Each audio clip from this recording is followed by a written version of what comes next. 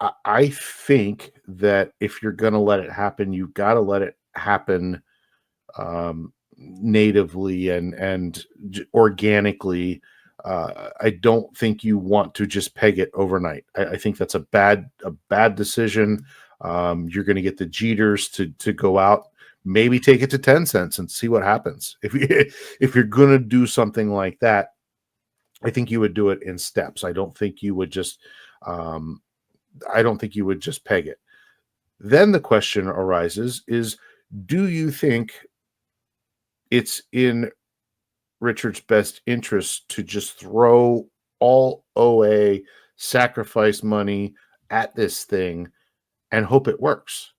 I think that's a risky play too. Now I know, there's still confusion, and I still have some small doubts, but I'm not going to miss out, obviously, on the chance to be a part of it. So, but I do still have some doubts. You've got this whole Maria Atropa thing happening. So is it Maria that's doing all this, or is it Richard that's doing all? Because I hear so many different things, right? You hear all the Atropa, the teddy bear, the BFF, all these different things are tied into this, but that's Maria. Like, are Maria and Richard working together? So I still have a lot of questions that aren't fully answered. Doesn't mean I don't believe it could happen, because I have changed my stance on that. I think it's possible. I think it could get to $1. I'm still concerned about a peg, because again, you need these mechanisms in place. You need an Oracle system. You need the MakerDAO contract working the way that it does on Ethereum side in order to maintain that peg. So yeah, I'm still up in the air about 10-15% of not sure how things are going to work out. I haven't gone down some of these major rabbit holes like a lot of these other guys that's what seems to be all they spend their time on. But again, Richard's in a rough spot. Viper Styles just said it. The whole thing with the SEC going on could be another reason why he hasn't even mentioned it. The court doesn't mention anything about pDAI at all. So why bring it up now? Why get anything else involved with a Richard type thing of them saying, well, look, he's just creating money out of thin air, but I tend to think the one thing that he possibly has thought about, and in order for this to be Richard's world's largest airdrop, is the fact that these guys still got a bunch of free coins. People that were holding stuff on exchanges got free coins that the exchanges aren't letting them see. I think once some of these things get enough value and get enough action going, there are going to be a lot of people demanding that they get their coins. I know what happened with Coinbase back when the BTC and Bitcoin Cash fork happened. People bitched about it so much that they had to list it.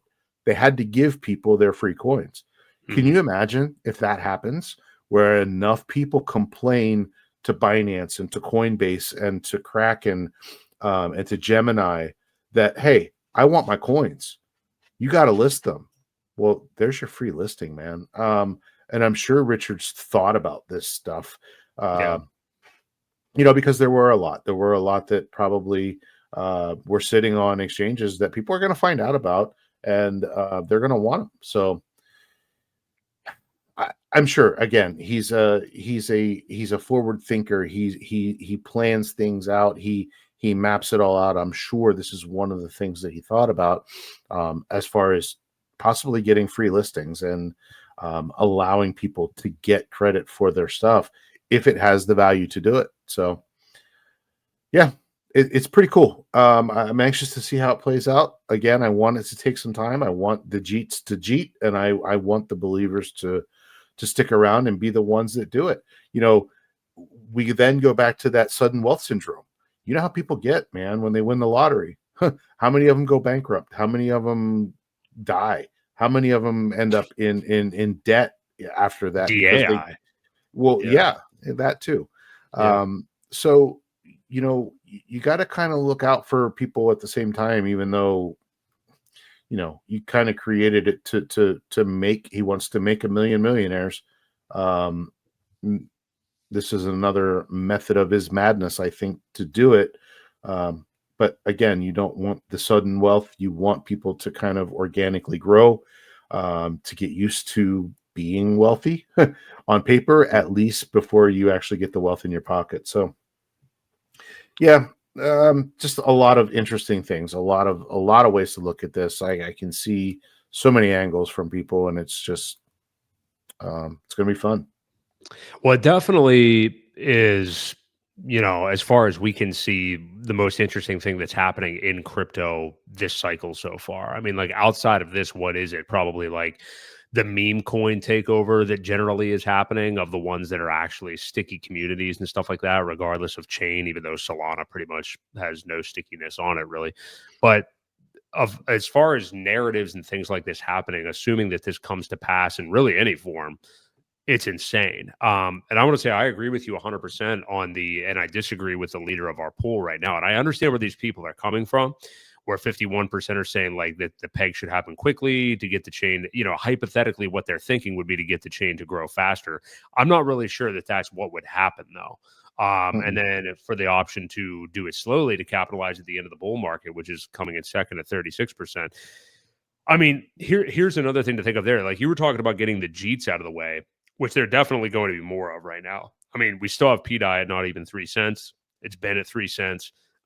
It's more when you're getting like we cross 10 cents, you get to a quarter, 50 cents. I mean, that's when there's going to be, Mhm. tons of believers, obviously, at that point. But I feel like you just said it, you talked about Richard Hart and delaying gratification. Why wouldn't you do that with this one as well? You want it to be and look organic as it can possibly be. Um, it's the same thing with like PulseX being janky early on and the Block Explorer being shit and introducing things along the way. You want to capitalize as it is easier to capitalize on the market and where things are starting to move up.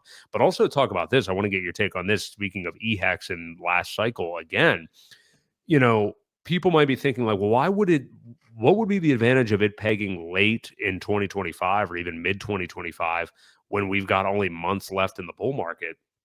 Well, keep in mind that hockey stick idea, like it's exponential growth as the bull market goes on. So like retail will be coming in droves as 2025 goes on and on. I mean, think about yourselves out there, you guys watching, that got in at the end of 2021. When did you buy?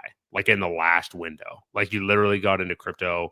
If it was Hex, you probably did it in September of 2021. That's what many Mhm. people have done.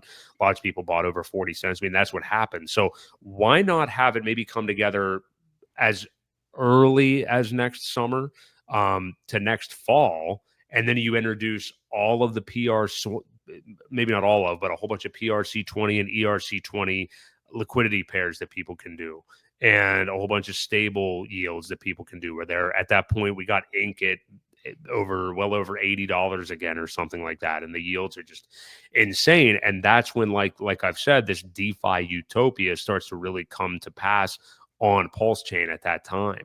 Yep.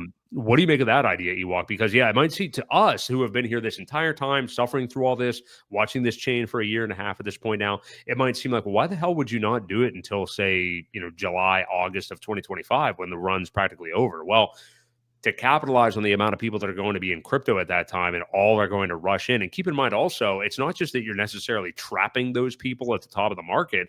It's also that a lot of these vehicles being built and with what's going on with the stable coins is meant to keep people here in the bear market, to keep Exactly. better yields with the stable coins. We already see the stable coin swap stuff on PulseX. I mean, it's to build out that infrastructure. And like I keep saying, because I like the term, the DeFi utopia, you have people and resources here in the bear market. So it isn't just like, oh, it's a scam industry. It's all going to zero every single 3.5 years or something like that. So I know I'm throwing a lot at you, but yeah, talk about all those ideas, doing it later in the bull market to, again, not just get retail in here when they're here, but keep them because of the products that may be here at that time. Well, I think you nailed it on the head, and that's the reason. I mean, look back at what Richard did. He built Hex. He watched it 10,000x in 630 days. He then said, "Oh, we got something. We got to fix something." What did he do? He had a sacrifice. How much of that was Hex? A crazy amount of it was Hex. Guess what? That kept all those people in the ecosystem. Now you're going to build something, and if it's him, you've got all of this economic energy. And I don't remember where I heard this. It might have been on the stream last night with Sami and The Saint Saint Wolf and Maddie and all those guys were talking. But what would you do if Richard created a wallet and had a sacrifice where he only allowed pDAI as the sacrifice token to reclaim a lot of that value as for the sacrifice? There's that. There is also building it and allowing people to, my meaning of that was Richard has always found a way to keep people here. You want to keep people interactive. You want to keep them in the ecosystem. You don't want them popping in, bridging some money over, making a bunch and bridging it back out and extracting value. The idea is to grow it, to build the core value of the whole chain. And that only happens over time. But in order to do that, you've got to find enticing ways to keep people here. Again, if we reach the top area where people are taking profits, and by then it has pegged, and it's, I mean, how risky is it at that point for people? Are they going to believe in it? Is it going to stay pegged, or where are we at? That's my only thought of having to do it a little bit earlier than obviously as the cycle kind of rolls over and heads the other way. You want a stable coin for people to get into that stays in the network. And then you want to provide them with your stable farm yield. You want to provide them ways to make money and stay here rather than exit. That's the perfect solution to keep the value, to build the value. And then you just kind of rinse and repeat next cycle. Every cycle, it's something different, right? You're coming up with these different things to get people in. And I don't want to say trap them, because trap is a bad word. But it does retain the money. It retains the people. It retains the engagement of the community. And it just keeps growing. So I like the idea of, if there were another sacrifice, I think people are kind of sacrificed out. I think they've got a bad taste in their mouth about the sacrifice, because as we all know, people that get in probably get a worse value than if they just wait and buy the tokens at the dip or at the lows or whatever it may be. So not a big fan of that, but there's got to be a way to trap people and keep the value here on this side. So you've got to create certain things. And I do think those liquidity pools, stable coin pools, we know there's the one on PulseX now that has great yield for stable coins and absolutely zero impermanent loss or risk of it. You can't park your money anywhere and get a better return. So obviously now is not the time to be doing that. Although I have been playing around with a very small amount just to see how it works, because I want to be ready when that time comes to be able to use it and know what to do. So yeah, I mean, I would like to see mid-cycle ish something happening in the way of, I think once it gets to the 50 to 75 cents, you're going to see more people jumping on it. Oh yeah. And you will definitely have more buyers than you have now at 3 cents. 3 cents, it seems like a pipe dream. At 70 cents, 60 cents, it's like there's something here. Yeah. I mean, 70 cents is almost like something depegging. You know what I mean? Like we saw USDC and stuff. I think it went down to like 83 or something. Right. But yes. Right. So yeah, I think at that point people are looking to scoop it back up. And I think Richard made a fantastic buy when that whole pDAI depegged. I forget how much the wallets made just by snatching that The up, and arbitrage, yeah. yeah, the arbitrage opportunity of buying more at that point. So yeah, again, I think you're going to see. I think you're going to see some. Do we see the single-sided staking? I don't know if we'll see that or not. Mhm. But I think you're going to see some other mechanisms that come into play. Some definite liquidity opportunity. It's a bad time to. Well, I guess when things are headed down, you get more of the coin and less of the stable. Right. So it's a touchy situation of providing liquidity during those times, unless you're going to put it in, leave it in as the up and downs happen. If you're not going to pull it out, then it's fine. It all works out. It's a wash in the end.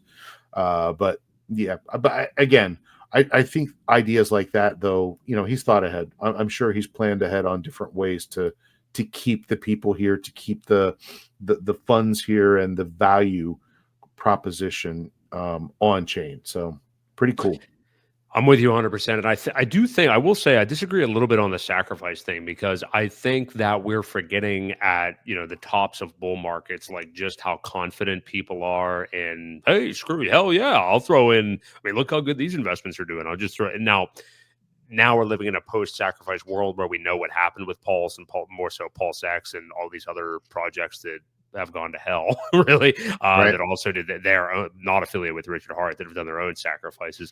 But I do think people will still be willing to do that. And keep in mind, I mean, there was also people out there like you and I, Ewok, that, I mean, I just know because I know what we both did, but that were more conservative with what they threw into the sacrifice. I mean, there's many people out there that made stupid decisions from the get-go. And when, it dipped far below sacrifice, like 90% below in Pulse X's case, you feel that and it hurts pretty bad. I mean, if you only do what you can, I don't want to say what you can afford to lose, but like just an amount where you're like, hey, I know what could happen here, but in the instance that this thing does come out of the gate and do okay price wise, I just want to have a little bit of exposure. I think that's how people should treat it, Yeah. moving forward. But people are people also. So yeah, I Yep. just think if this thing, if it is drug out over the year 2025 and all those products we're talking about and liquidity positions and stuff that people could get in, I think we could be living in a world that is unrecognizable to what we see in PulseChain right now 1 year from now. So yeah. Yeah. Hex Girl says she would sacrifice if this bull market's as good as she thinks it's going to be. Yeah. Yeah, I would, as long as it's, it'd be money that I wouldn't over leverage myself. And that's the problem. That's what too many people did the last time around. You know what I mean? So, Yeah. Yeah, for sure. well, there you go. There's a good big old heaping dose of pDAI stuff. It's very interesting. I think that people that are really dug in on one side or the other. I mean, I'm really only speaking, I guess, to the people that are like I don't want to say in denial because we don't know whole truths, but the people out there that are victory lapping it at every turn, shitting on decentralized me and stuff like that. I think for most of those people, it's just not that great of a look, and it seems like they're just engagement farming, really. Now, don't get me wrong, there's probably people on the pDAI side too that are just, I don't think this is at all the case with Decentralize Me or Nine Iron Capital. That's the reason they're talked about so much, is because they seem, pretty much like they're just calling shots as they see it on the blockchain and are apologetic when they've messed stuff up. I mean, they have been. So the people that are combating that and constantly shitting on pDAI and trying to victory lap it, I think they're just trying to get attention, really. So